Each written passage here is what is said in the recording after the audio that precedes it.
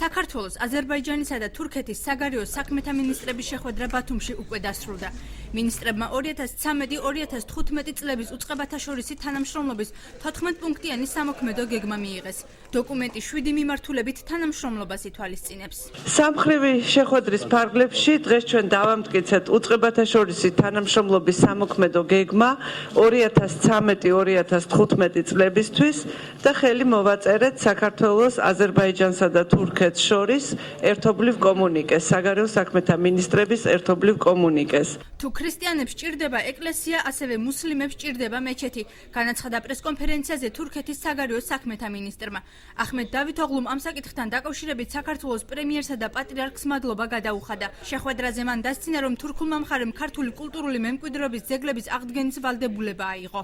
თუ ქრისტიან მოქალაქეს ჭირდება ეკლესია და ყველაფერს აკეთებს ამისთვის საქართველოს მთავრობა, ქართველ მუსულმან მოქალაქეებს ჭირდებათ ასევე მეჩეთი. მილიონობით ქართველი მუსულმანი ცხოვრობს თურქეთში, რომ ყოფილიყვნენ ქრისტიანი ქართველები თურქეთში. ჩვენ მივუცემდით მან საშუალებას ქონოდათ ეკლესიები ყველგან სადაც დაჭირდებოდა. იუსტიციის სამინისტრო უკვე მუშაობს მაჰმადიანი მესხების საქართველოში დაბრუნების საკითხზე. საქართველოს საგარეო საქმეთა მინისტრის განცხადებით ამ ეტაპზე უწყებაში 5000 განაცხადია შესული. მაია ფანჯიკიძის თქმით, აღებულ ვალდებულებებს ისინი გონივრულ ვადებში გადაწყვეტენ. აღებული აქვს ევროსაბჭოს წინაშე ვალდებულება მათი დაბრუნების შესახებ. ამ ხნის განმავლობაში 5000-ზე მეტი განცხადებაა შემოსული და დაახლოებით 900-მდე საქმე განიხილება მათი, ვისაც რეალურად აქვს დაბრუნების სურვილი.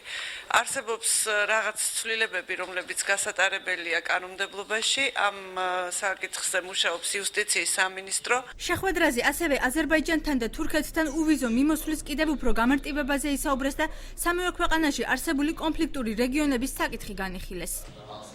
რეგიონული განვითარების სხვადასხვა ასპექტები განვიხილეთ, ხელი მოვაწერეთ ერთობლივ კომუნიკეს.